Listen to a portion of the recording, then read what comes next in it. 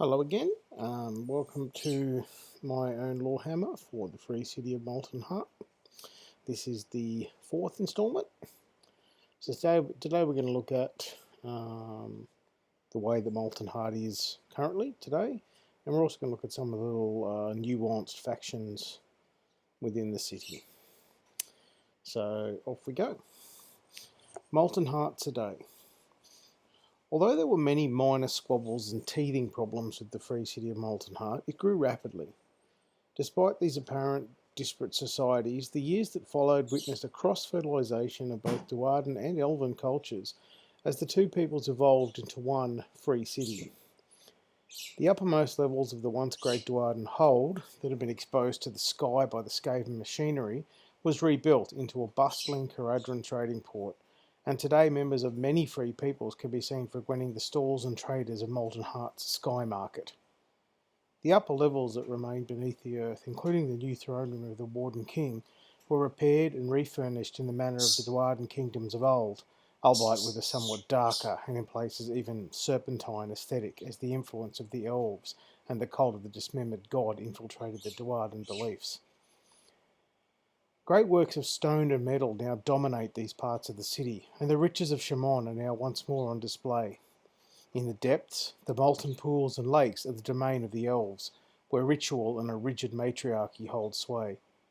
The Duardan were able to aid the elves in the construction of the intricate sacrificial pools and tributaries, and today the aqueducts and the golden falls of Moltenheart are some of the most intricate and astounding works of engineering in the realms. The Order Serpentis has undertaken an extensive breeding program within the depths of the elven districts, and many of their charges are frequent sights about the city. In particular, the breeding of the small breed of drakespawn known as ferrous drakelings has proven particularly successful. The successive waves of Skaven attacks left the city with a sizable rat problem, and the loosing of the drakelings into the city proper has seen the verminous population significantly reduced.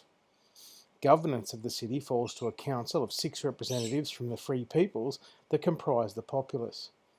The reigning Warden King of the Duardan and the High Sorceress of the Frozen Hope Coven, as well as representatives from the Caradhran and a priestess of the dismembered god, traditionally hold positions on this council.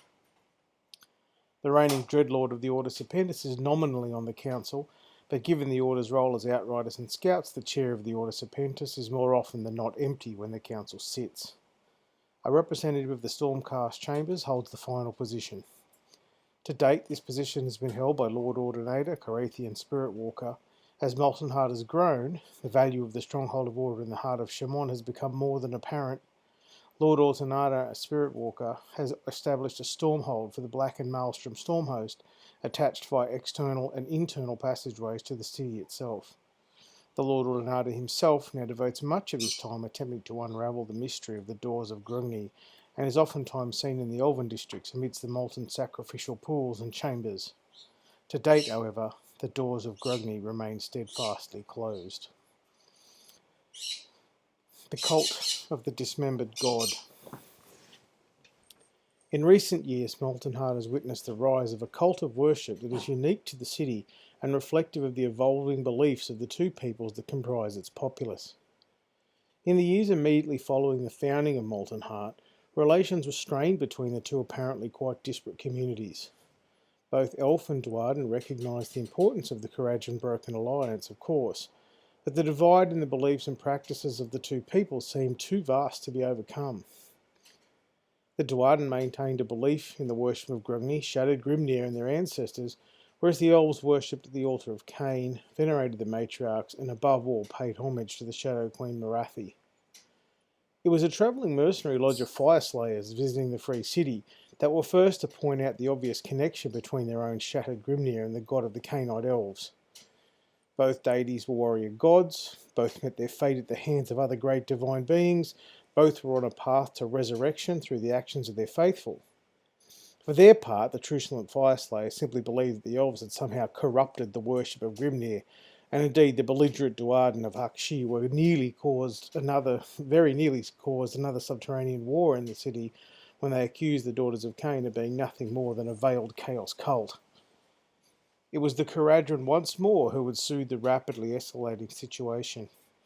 Amendments to the code are of course relatively commonplace within Caradhran society, and thus amending the Moltenheart Charter was a simple matter.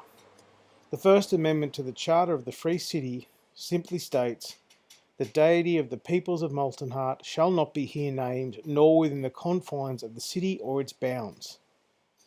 Although this appeared at first glance to be problematic at best, and blasphemous at worst, to both peoples, in a short time it had become common practice.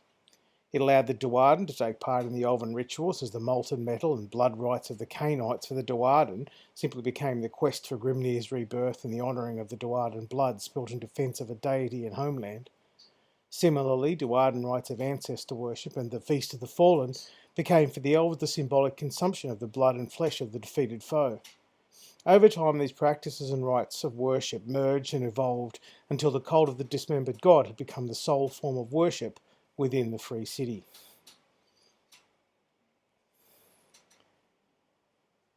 And I know it's a short one, we might leave it there because the next one, what we'll do is we'll have a look at the Order Serpentis with Moltenheart, and we'll look at a few pieces of fiction that I've written to sort of bring the ideas and the feeling of the city together. So thanks for listening, and I will see you next time. Bye.